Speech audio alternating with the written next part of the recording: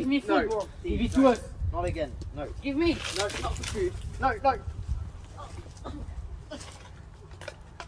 Let's go. Come on, dude. No. No. No. Oh, come on, guys. Come on, come on, come on.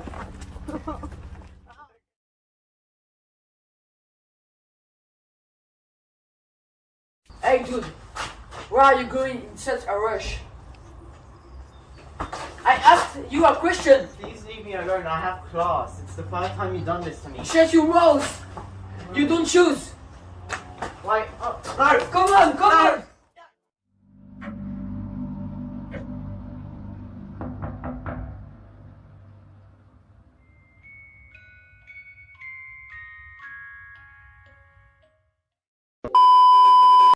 Brixton bully, slide with a body, man hold two from the woody. Do you know what this is? This is called bullying. Bullying is an act of tormenting by persistent with daily attacks and criticism. This is a perfect act of harassment and it's really bad. It can go too far. For some victims, they do self-harming, which could lead to suicide or depression. Self-harming could also make you sick, like anemia or skin infection, and many more. I was myself cyberbullied on social media.